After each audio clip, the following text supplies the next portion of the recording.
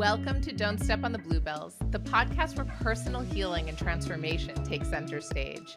I'm your host, Amanda Parker, and I'm a fellow seeker on the journey of personal growth. Join me as I delve into the stories of gifted healers, guides, and everyday people who have experienced remarkable transformations. Listen in as they share their practical wisdom to enrich your everyday life.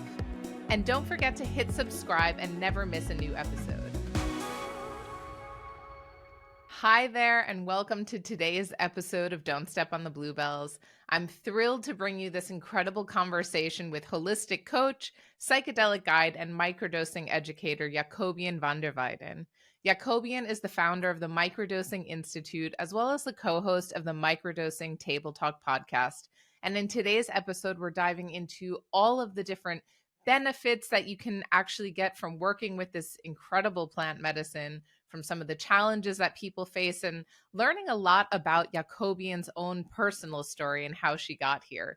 I'm so excited to bring this to you and can't wait to dive in. Let's start now. Hello, everyone. I am so excited to be here today with our incredible guest, Jakobien van der Weijden, who is going to be sharing with us so much wisdom and insight in this world of plant medicine and microdosing. So she has so much knowledge to share, and I cannot wait to really bring some of this information, especially to those of you who maybe don't have as much experience in this world and don't know as much about what are the benefits that you can really get here. So I am really excited, Jakobien, to have you here with us today. Thank you so much for joining. Yeah, same here, and super grateful to be part of your community of healers. Thank you. And yes, that is really the goal. We're, looking to help build up that presence of healing in people's lives. So whether they're helping others to heal or really seeking for themselves, we're looking to find ways that people have access to this information that can so often be confusing and overwhelming, or they don't know where to begin. So I would love to get us kicked off just hearing a bit. Maybe you could explain to us. Imagine that you're telling your 5-year-old self what it is that you do in the world today. And tell us, how would you describe that?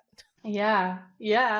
This is such a fun question. I mean, and besides things like playing and sleeping and being in the world and eating and hanging out with my friends, yeah, I also have a professional life, which is very much intertwined with also my personal development path and so yes, that all revolves around microdosing. And microdosing is taking a tiny amount of a psychedelic mushroom or another natural product. We call them sacred earth medicines. And people do that, these tiny amounts, so that actually they feel better, they feel happier, they have more quality of life. And yeah, there are a few things to know, such as how much to take and how often, and also how does this work? Because a lot of people feel that it could be some kind of miracle cure. They tried everything else, they tried other therapies, or they went to all the doctors they know, and somehow their problem keeps being there or keeps coming back. So in order to really understand what do these sacred earth medicines do to us and what do we do with them on the longer term as well, that's where I'm guiding people. I think that your 5-year-old self is going to love this. Hmm. So I know that you have this really strong focus in so much of the work that you do and what you've been bringing into the world around the microdosing space. And, on this podcast, we're really talking about all things personal transformation and healing. So I'm curious to hear from you. What does healing mean to you? What does it mean to heal or even to transform if that feels better? Yeah. what I really know to be true is that actually, we are not broken. We don't need to fix ourselves. We are already whole. Um, and the problem is, of course, that we experience this lack of wholesomeness, and we experience sometimes lack. We experience deficit. So one of my teachers would say, we are these souls in a human body, and we have an operating manual to know how to function as humans.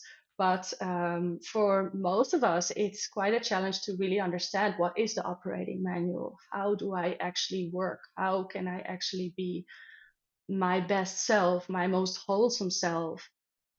And that, how can I be in my natural order, which I think is the equivalent of healing. That's what we're always trying to get into, that balanced place, into that wholesomeness, and fully embracing ourselves, fully embracing life. That is one thing, and the other thing is, of course, we are living in this world of duality, and there is, love and fear. We see so much problems here in the world. There are so many challenges, but there's also the other side of that always, right? So how do we navigate this world, and how do we navigate the duality that we're always facing? When we love something, when we have something, we know we can also lose it. We know it's not going to be there with us forever. So how to really navigate the duality and the polarities. I think that is another big thing of, what we also call healing. I love that understanding that healing is really bringing us back to our natural order. So we actually have a way of being naturally in the world. And then we have the human experience where, as you said, we have that operating model that we're working from. Yeah, And that often leads us to feel out of alignment or exactly. to not really feel well. Yeah, yeah, exactly. And this is also where microdosing comes in. So um, people come to microdosing for a whole range of different reasons, and people experience a whole range of different benefits. From, some people get more energy, more focus, more motivation. They feel more joy, they feel more kindness towards themselves, which I think is a really important one. Less rumination, better sleep. But then also, we found out that it helps with, sometimes it helps with headaches, and even with cluster headaches, the suicide headaches. So we are like, how is it even possible that one thing that people take can work for so many different, conditions and problems? And uh, up until this point, the only explanation that we keep coming back to is like, it seems to balance whatever is out of balance. So it helps us somehow, our system, and this doesn't, this is completely subconscious, I would say, to go back into that natural order, or to help us even take some of the decisions that we need to make, or change some of the habits that need to be changed for allowing us to go back into that natural order. So, just I want to clarify one thing because for a lot of people who are listening, this world will be really new. So, people might be searching for answers or they've been struggling with something and feel a bit at a loss and don't really know how to move forward. And they're listening from a place of curiosity. What is this? Can it help me? Basically. Mm-hmm. You just mentioned a term that I'm not sure most people will be familiar with, which is cluster headaches, and then called it the suicide headache. Could you give it a bit more context for those who don't know what that is? Yeah, yeah. So within the wider context, right? Maybe I should start with microdosing in general. As I said, so many people come to this practice because they've heard that it could give you some benefits. That most people actually, they do it for a while, and they just feel better. They just feel better, and they sort of, like I said, naturally make healthier choices, as if they sort of understand that operating manual a little bit better already. And so this is also one of the things that we facilitate at Microdosing Institute. We basically offer education and guidance and community for people who want to microdose. And we've been doing this since 2017. And at that time, there wasn't that much information available. There was actually only one researcher, Dr. James Fadiman, who had sort of, let's say, he discovered in the Western world that in Silicon Valley, some people would take these very small amounts of psychedelics, not to trip or to have some sort of altered state experience, but because actually it gave them more focus and more energy and more motivation. And he found that so fascinating. So he started actually calling people to say, like, hey, if you're also going to try this, send me a report with your experience, because like do it maybe for a month. And then I would like to gather all this data on you guys. So he had been doing that for, I think, about 6 or 7 years at the time. Um, and then we met him, and he ended up writing books about it and talking conferences about it. And we've been exchanging a lot of information. So we also started building our own community in the Netherlands, where microdosing is actually legal.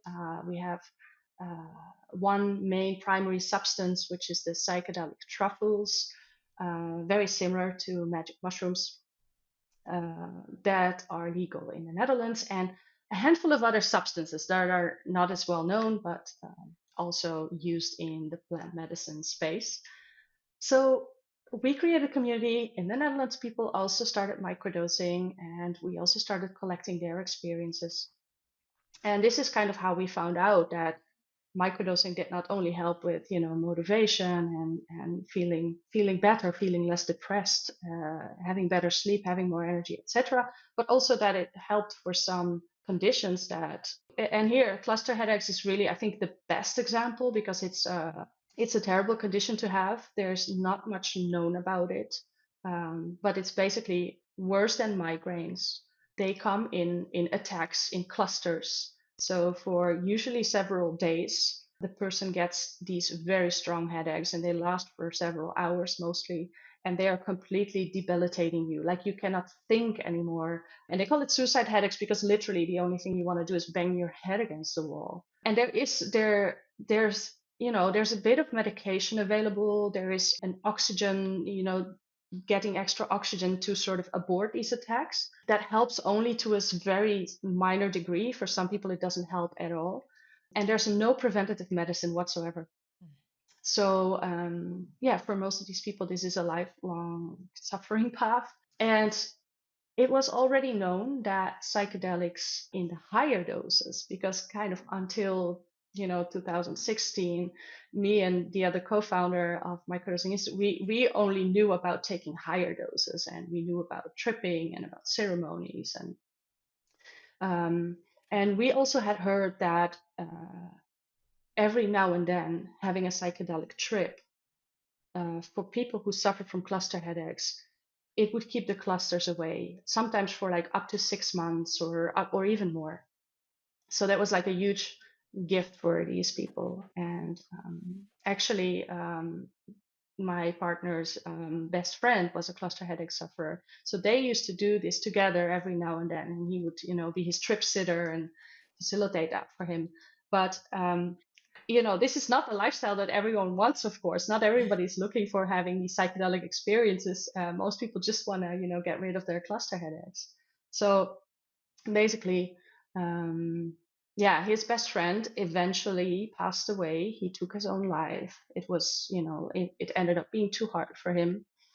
Um, and yeah, my partner still, up until today, think if back then we had known about microdosing, and we had known that actually with smaller doses, taking them more regularly, the clusters can also stay away, or they can also greatly be prevented.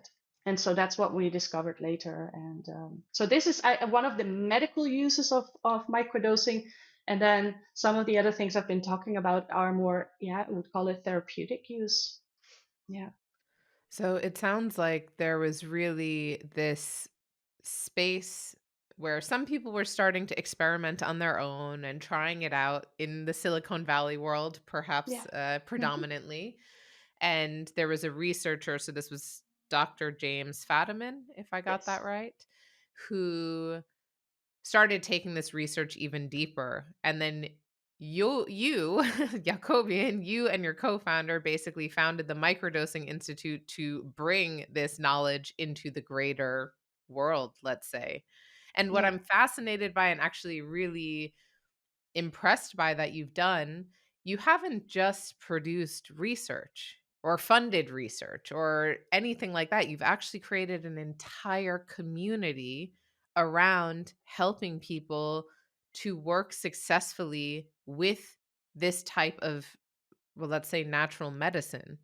So someone who might have been suffering, let's say, from cluster headaches, or I'm sure there's many other use cases, might have tried to figure out how to do this on their own with very varied results. And you've actually found a way to help, yeah, bring this into a system of sorts. Yeah. I mean, this is still the ongoing process. Like, we feel like we're mapping the territory. We're mapping the territory specifically of microdosing because, psychedelics have been researched since the 50s. In the 50s and 60s, there was a lot of research done. Then the war on drugs started in the United States and everything got banned. All these substances, all the research got stopped. And then it picked back up in the actually around 2012 or so. But with microdosing, there's still not that much research going on, but there are so many user cases. Like, it's incredible. It's almost every day we keep discovering sort of new benefits, and this is just from people trying it out. So yeah, Dr. James Fadiman as well, he calls it citizen science or community science, and he said, this data we're collecting, it literally helps people today. And scientific research is also very much needed, but those projects take years and they cost a lot of money, which is not always available. And then it still takes more years after the research has been done. It needs to be confirmed in so many, different settings and in so many different populations. And until it actually becomes a medicine, you're talking about decades. So yeah, that's the difference, and that's why we feel so passionate about it, because we get these reports as well, and we talk to people every day, and we see how much it can help them. Yeah. And you're incredibly generous with sharing the information that you have. So, just from you have a podcast that's live, the Microdosing Table Talks. Yeah. You also have an Instagram channel that I've been following ever since you and I met. So, Mhm. really sharing a lot of education and wisdom and also tools and resources that people can just learn more, or take master classes, or just hear others' experiences. So, there's Yeah. really a very generous sharing of wisdom and insight and also helping people learn some of those best practices. Yes, I wanted to say, because I think this is also from the paradigm. Like, I feel like we're in this greater paradigm shift, that personally I feel is important. We used to go to the doctor and say, I have this complaint. And then the doctor was sort of the gatekeeper of all that medical knowledge and all the medicines, and then would provide you with the medicine that will hopefully do the job for you, right? And now we're shifting, and this is, I think, very much nature and the plant medicines inviting us and showing us humans, actually, you have your healing in your own hands.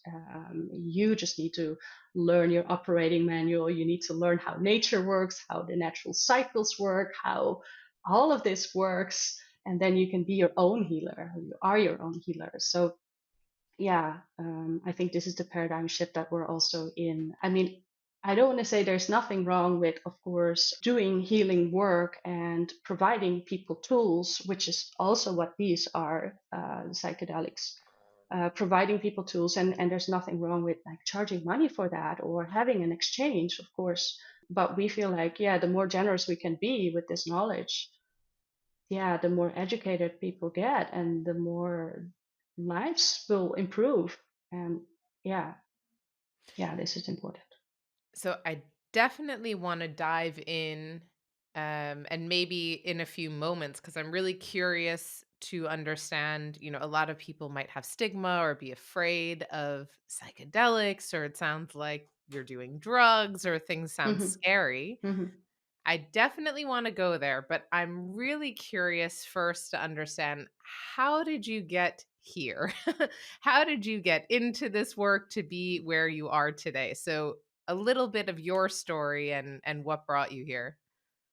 Yeah, yeah. It's wow, yeah, it's always funny. I find it super funny, like paradoxical, because I was always anti-drugs. Like I thought also like, that's not my world. Those are not my people. I grew up in a small town not too far from Amsterdam. You could get weed, you could get cannabis. It was the most normal thing, but I would like really stay away from it. I didn't feel like it was for me. However, when I moved to Amsterdam for my studies, I was very much sort of like open to new things, and especially like you start to study, you go to university, like everything's going to be new. So I found a job at a smart shop, and smart shops are known as the places where magic mushrooms were sold at the time, and all these other things, they would call it herbal ecstasy, and all these other legal, natural, psychoactive plants and seeds and pills and whatnot. And it was also the early days of the internet, and they were actually one of the first web shops that were selling these things online. And so I started working for them, and we also started going to festivals and trade shows. And so really this whole world, funny new world opened up to me. And of course, my colleagues introduced me to the magic mushrooms, and we started having some trips together. Yeah, so this is kind of, in a way, the practical story of how it all unfolded. It took me a long, long time, really many years, until I could see this was more than just a curiosity, just a recreational drug, just a thing people do. And that was a very gradual process. So at one point, I noticed that I wasn't always completely at ease when I did these trips with other people. Like it made me so self aware, and so it sort of hold up a mirror for me, like, oh, actually, you are very conscious of what other people think of you. And, we're all high, we're all on drugs. So I would be more afraid to, say something, to speak, because your mind goes in all kinds of directions. And I always wanted to make sense. I always wanted to be that person who's sort of steady and grounded and just myself. So I noticed that sort of tension in myself, and I said, you know what? I will take a heroic dose, which is a bit more, which is, around 5 grams of magic mushrooms, and I will do that by myself. I know now kind of what it's like, and I'm curious what happens when the others are not there, and I can just let the experience unfold.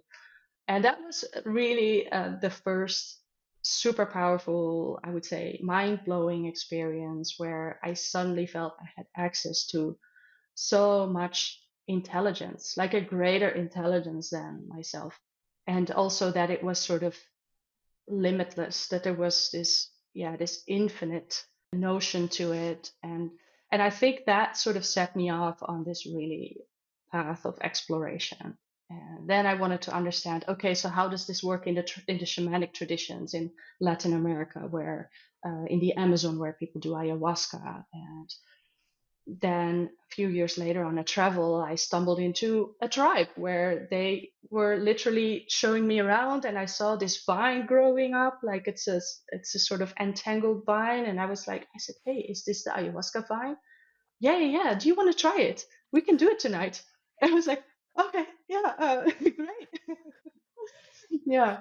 So over the course of like, I think, well, now it's been more than 20 years, and I think the first 12 years or so, I was doing all these things. I was going after my curiosity, but still, I feel like I had no idea what was really going on. And yeah, there are some lessons that I got actually back in those days from traveling in South America and working with the shamans, and things they said to me that only made sense like a couple of years ago.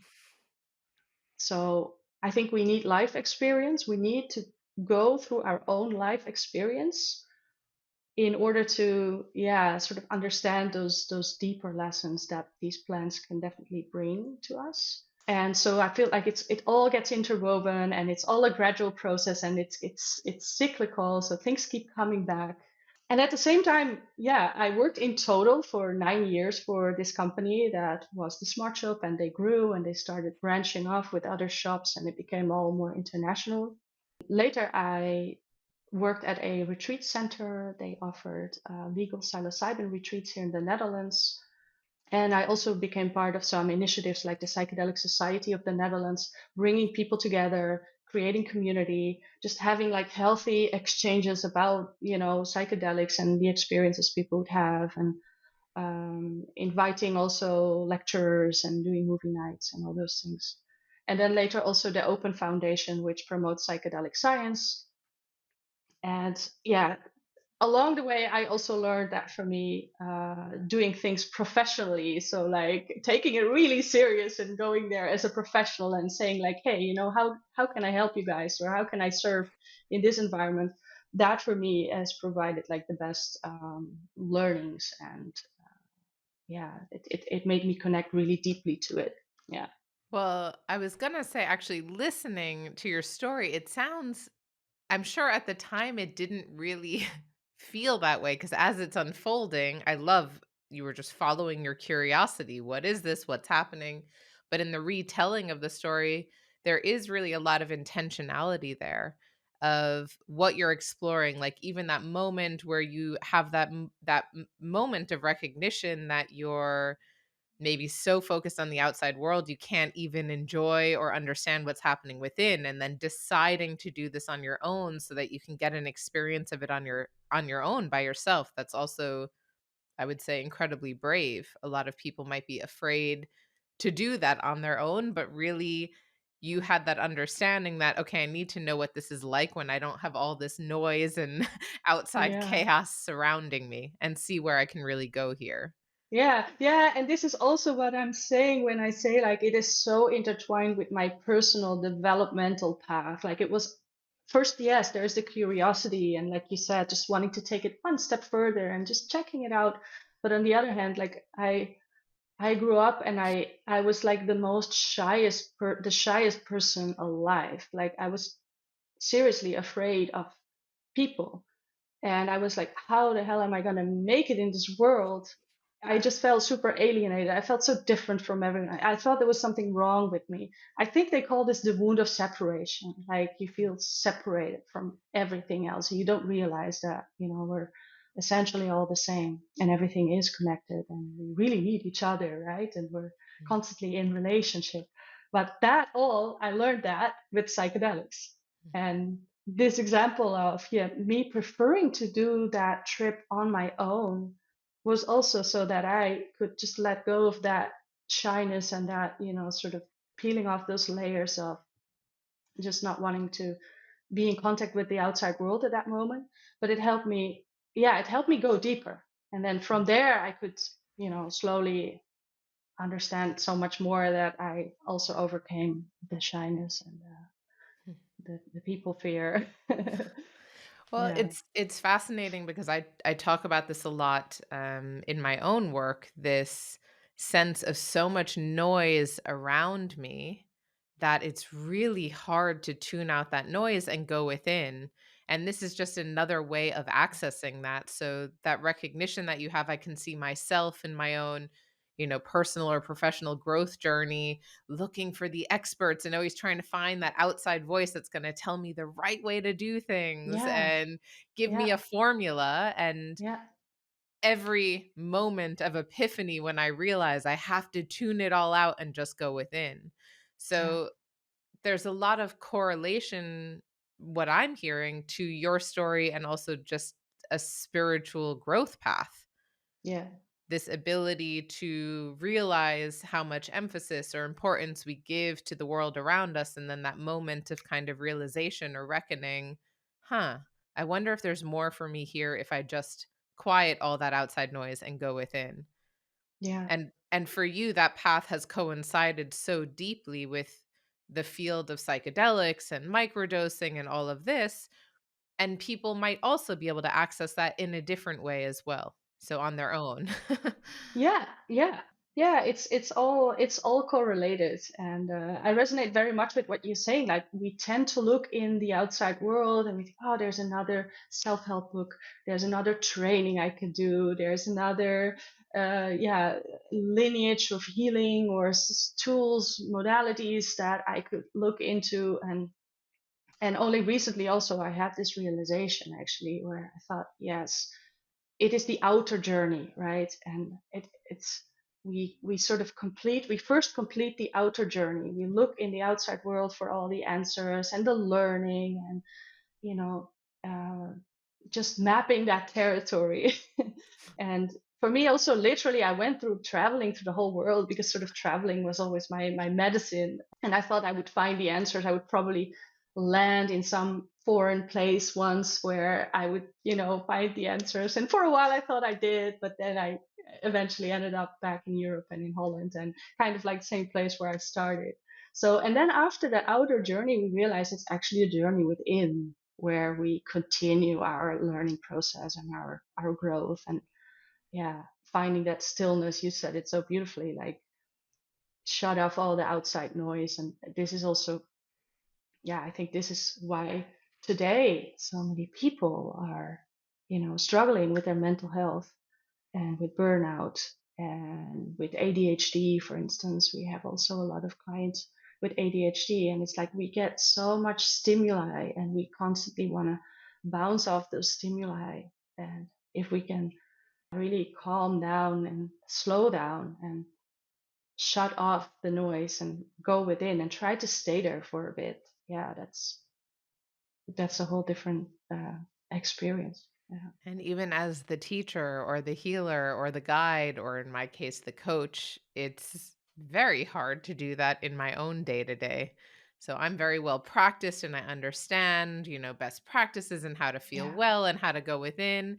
And then all of a sudden, yesterday, I'm telling my husband, I have been on my phone way too much in the last few weeks. What's going on? And then I have to, set external limitations to get me off there so I yeah, can keep doing the inner work that I know actually feels good. So it's yeah, a yeah. continuous journey. Yeah, yeah, yeah. I think we're Mm, always rebalancing, right? And mm. it's also good. Like honestly, we cannot expect in this world that we're living in. It is so challenging. We cannot expect ourselves to do it always right or to constantly be in alignment. We also need to go out of alignment so that we feel again like, hey, now there's friction. Oh, now there's tension, or now too much on my phone, too much. uh, but it's about, yeah, what do you call this, like calibrating ourselves so that as a compass needle we can sort of shift back towards the center over and over again. And yeah, I think I can say that it gets easier, but definitely there's always, traps and pitfalls, so we're never fully there. I think what also gets easier is just your ability to recognize it. And maybe when Yeah, you're younger, or maybe on a different part of your journey, you just feel trapped in it and don't necessarily know how to come out.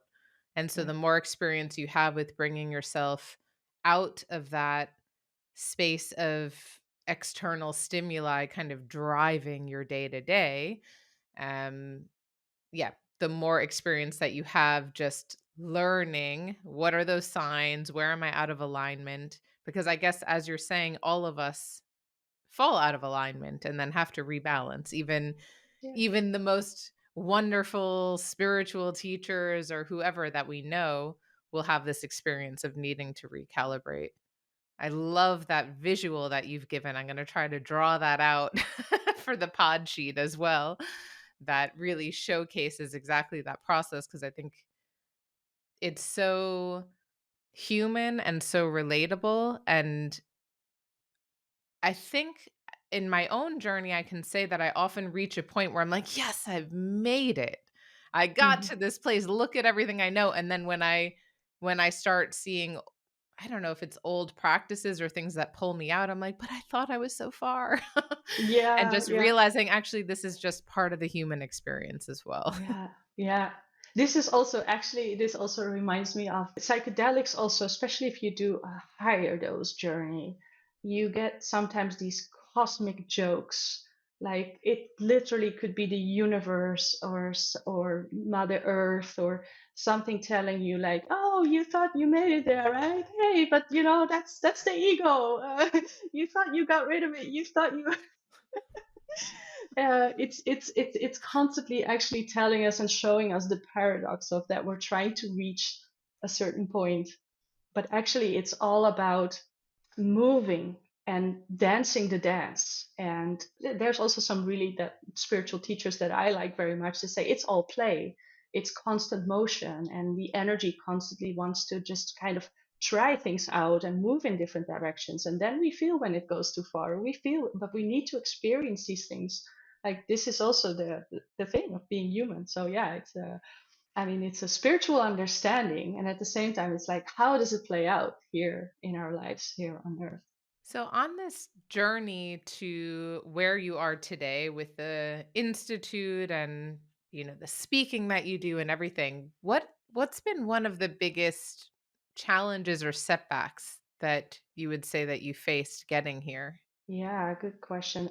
The challenging part is that actually the challenging part, I see it more in the community itself, that people come to psychedelics and because it is, it's kind of one step further, it's a bit out of the ordinary.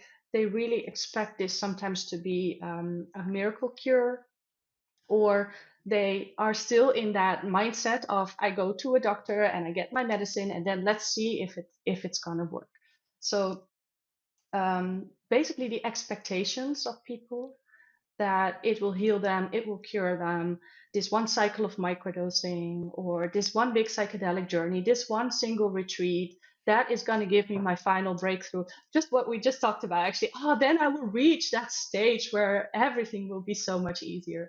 And specifically with microdosing, it can feel that way during the first day or weeks or period, but actually it is really a tool. And it is also, psychedelics are known to be non-specific amplifiers, so they amplify what is alive inside of you, what is wanting to be felt, wanting to be known or understood, or yeah, just felt, I would say. So oftentimes at some point irritation will come up, sadness can come up, grief can be felt much more intensely, or emotions that were pushed down, basically any emotion that were pushed down for a longer period of time, can actually come up and just show itself and just, hey, I want to be felt, and then maybe I can be let go of. But the more you keep pushing me away, the more you keep pretending I'm not there. It's called shadow work as well sometimes in some traditions, and that is also happening. That is also part of this journey. So yeah, I feel like a lot of people start with this and they really start off on such a positive foot, and it's all going great and they think they have found it, or they are like in the first couple of weeks like, it's not doing anything, it's not, I don't think it's working, I don't think it's working for me. So everything has to be immediately and directly in a linear way, and yeah, that's just not how it works. So we have these tools and we help people with access to these tools and understanding how these tools work, but then you still have to do sort of your own work and walk the path and go through the door and face whatever is there. So I really enjoy giving also that sort of guidance. So that's part of the job. But I feel like there's in the sort of greater in society, this paradigm is still not seen enough. Yeah. And then of course on the other side there is still stigma. So people feel resistance to psychedelics. They don't understand it very well, or they just feel a lot of fear and resistance. I also see it in a very practical sense sometimes, like we could not just open a bank account at any bank of our choice. Payment systems and other systems are not always wanting to work with us if they know what you're doing. And of course, the substances themselves are not legal in many places. There is a big, decriminalization wave going over the world right now, and some legalization is also happening, but governments are still trying to find out like how can we make this legal but in a controllable and responsible way. It's going to take many more years until that's sort of really figured out. So a lot of people are having to sort of put themselves a bit at risk to find mushrooms or to buy some LSD, or and that also makes it sometimes a bit more difficult. And that's also probably a very important reason why a lot of people who could benefit from this simply don't have access or simply just don't want to go there. So I hear, I think, three main points, like three big challenges that, well, that you're facing, but really in bringing the word out and helping people. There's, on the one hand, that it's not just a miracle cure, it's a Mhm. tool in someone's toolbox that can greatly support them on the journey to healing. And it still takes that personal work, it still takes that inner work and going on the journey. So even if you're experiencing what I was always taught by my Reiki teacher, like a healing crisis, when Mhm. you all these emotions and suppressed Yeah. feelings start to surface, and sometimes you actually feel worse before you feel better. Yeah. Um, or the alternate side, which is that you're not really feeling anything and you're ready to give up, but it also just takes time to build up and develop a Yeah. relationship with that. Yeah. Then this area of like systems and stigma. So the systems are not always set up to support this, and there's a lot of stigma still. So even for you in getting the support you need to keep the business running, there's a lot of stigma around that. And then look at the people who are actually brave enough to step outside from maybe what their community thinks is normal or what society says is okay, and find that support that way. And then, of course, there's the legal question. So it's not legal in every country, and that varies. So people need to actually check in. Is this okay where I'm living? And if not, Yeah. what might be alternatives that I can look Yeah. into to support me without creating undue risk for themselves?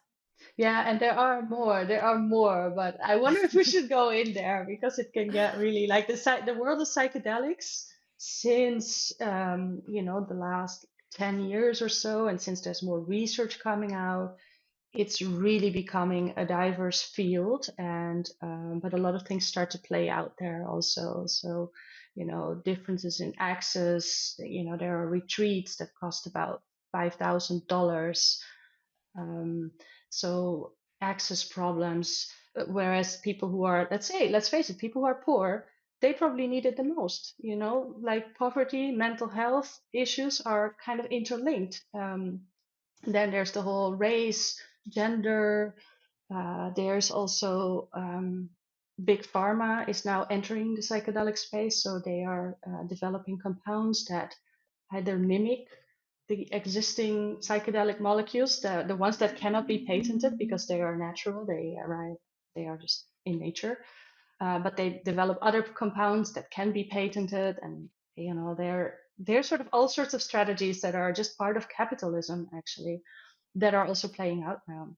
Yeah, and in the end, how I see it is, it is not just a medicine that you start handing out to people. It requires community guidance, relationship, like sort of going on this path of learning and really understanding yourself. Ideally, you don't do that alone, but you do that with some guidance and some support and in a community. And that's just people coming together. Like that is not something that can be monetized, or, it's, or the same as therapy. I'm really a proponent of therapy. When you feel that you need it, go and see a therapist, really. But yeah, that cannot be scaled, or so it's like, how many sessions do you need? And it's just the time between you and the therapist that cannot really be capitalized on. But there's a lot of big companies that are now in the stock market that are trying to find models where they can, heal as many people with as little psychedelics and as little therapeutic supervision as possible. Yeah, the United States is a good example. Actually, you have ketamine clinics where people just basically get ketamine every 2 weeks or so for a period of time, and oftentimes it's without any preparation, without any integration work. So they just get this, yeah, substance. They have a little bit of an experience for the time that they are in the clinic, and then they just get sent home. And And then that should be a cure for depression. And, depression is such a more complex thing that just cannot be solved with some ketamine infusions, but that's where they make the money. And the moment that they start to add more therapy and more therapy hours to it, it becomes more expensive. People won't pay for it anymore. People also want to believe that they will be healed after a few sessions. So, yeah, that just in a nutshell to illustrate that there are definitely some challenges ahead.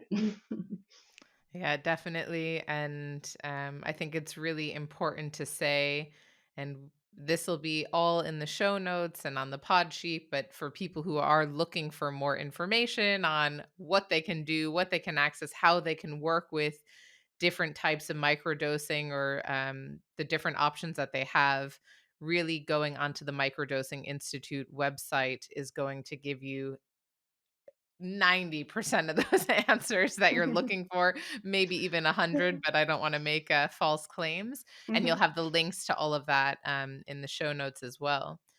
So for someone who's listening, who's, their curiosity is now piqued and they say, okay, this sounds like this could be something for me. It might really be able to help me. Mhm. What does that look like? So for someone who's starting out and decides they really want to engage in this journey with microdosing, what's the best way for them to start? Yeah, I think I would say also follow your curiosity and see if it really what sparks your curiosity, what makes you interested in, using this tool. Um, and I would say really go on the internet and Google it and see if you can find stories. Like, so for instance, I said before, we have a lot of people in our community with ADHD, and they come to microdosing because they heard it helps them focus. But again, there's so much more to it. So it would be really good to read some more stories, go on Reddit, and check what the other ADHDers are saying. And the same goes for if you have depression or you're looking to regulate your hormonal cycles or PMS issues more, or any of the things that microdosing could potentially help with. Um, and then when you feel like this might be something you want to try, yeah, we have a couple of things to offer. We have education, we have a video course, so people can technically do it on their own and just follow all the steps, and yeah, have everything they need, and start the experience, track the experience. So keeping a journal, keeping a log of what you're noticing, what you're sensing, what physically is happening for you, what's happening psychologically, spiritually, emotionally, everything. So we also offer guidance, and the best way to do that would be with our 6-week program. So the 6-week program is where basically there is this arc, which also start with a preparation, with practically setting yourself up for microdosing, and also working with an intention. And I do want to mention this because being intentional with anything, with any new tool or practice, it makes all the difference, right? It tells you and your system, okay, I want to go in this direction. Like, this is where what it's really about for me, and this is who I want to become. So, and then everything that happens on the way also will be in service of that intention. Even the things that might not be super welcome in the beginning, or like you said, things may get worse first before they get better, but with your intention you go there. And so in the 6-week program, yeah, we offer this arc, this journey, and that is a group program, so you'll also be sharing that with others and learning from each other. And we always say it's our stories are our medicines, and sharing is also a medicine. Another thing that I want to mention, which I'm also really passionate about, is so we work with facilitators. So we really believe that if this is a facilitated process and you're receiving some guidance from a professional, also you get much more out of it. And we are very passionate about working not only with Western facilitators, but also with indigenous facilitators that come from a lineage where magic mushrooms were being used for generations in the household, both in ceremony, but also in microdoses. It was sort of like a household medicine. It would be taken when someone in the family wasn't feeling well for whatever reason. It could have been a physical reason, it could have been a spiritual reason, it could have been some sort of blockage. Um, and so we're working also with facilitators who can teach more specifically about this, and also more specifically about how these medicines actually connect us deeper to the earth, to ourselves, to our ancestors, to the greater fabric of existence, to spirit, and how you can even communicate with these medicines or through these medicines. So it is really a cool deepening that I also think that was, once it was here in Europe as well, before the church came and before the witches got burned, and like we also had this really, really deep knowledge of the natural world, all the natural medicines, all the rituals that were part of it, that would, they were part of the same paradigm. They would not isolate us from the natural world or from spirit. So yeah, we want to make some effort in any way we can before it's too late to also bring that back, and to because it's for everyone. It's not just something that our way past ancestors did, or that the people in Mexico do, or in the Amazon. No, it's really for all of us. So I know that was a very long answer, but this is why the 6-week program is really my favorite. And so if someone really wants to take a deep dive and do intentional microdosing, then yeah, they are more than welcome to join. Yeah, it's amazing that you're also bringing this back to where some of the ancestral roots actually come from. So it's not just using it in the Western sense, it's also actually bringing in that wisdom. And I know that you are working with different facilitators who have more of an indigenous background and have been using this either throughout their families or learning more about the lineage and how they bring that forward. Yeah, it's not just something new that came into our worlds. There was just a newly discovered, like, all these practices are actually very, very ancient. Yeah. And that also includes things like, I would say non-substance modalities. Breath work is very, very ancient. Yogic traditions are very ancient. Dancing, ecstatic dance, like, go to African communities and this is exactly what they do, and this is how they heal. I love that. I'm gonna add that to the list of, an episode for the future. Yeah. So, there's a lot of information and wisdom in this space. Where would you guide people to maybe listen, if there's podcasts or books that you'd recommend where people can get some more insight and information? What would you say is worth checking out? So if you're completely new to psychedelics, but curiosity is sparked, I would say How to Change Your Mind, which is a Netflix series, and it came actually from a book from Michael Pollan. Both the book and the series are really, really good. Really good starting point. It goes also very much in depth into, yeah, working with psychedelics. Another very inspirational documentary is Fantastic Fungi. So it's all about the magic of mushrooms in the widest sense of the word. Also very inspiring. Mm, and yeah, let me think of. And when it comes to microdosing specifically, we have our own podcast, Microdosing Table Talks. I think the podcast I probably recommend the most is Huberman Lab, and it's actually about the science of how our body and mind works. So it's completely science based, but it's so easy to understand. Um, and it talks about dopamine, it talks about sleep, focus, cravings. And they do also talk about psychedelics. So there are some episodes basically on any issue that you can find in yourself that you would like to fix or that you would like to understand better. They have multiple episodes, so I recommend Huberman Lab very much. And I think the last one, so one of our indigenous facilitators, her name is Social Ashi. She just started her own podcast on psychedelics, and she's going to interview all the people who she worked with, were inspiring to her. So it's about psychedelics and ancestral wisdom combined. And I will just look up the exact title because the podcast has just been launched. And That's perfect. We'll link it, so don't yeah. worry. Everyone will be able to just find it very easily. And is there anything that you're particularly looking forward to for the future, something you're creating or that you're really excited about when you're looking ahead?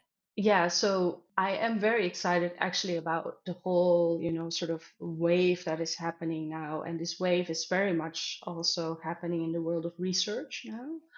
So I want to name that because I said research can be very slow, and oftentimes it's confirming things we've already seen in the community and that basically any person who took psychedelics can sort of confirm.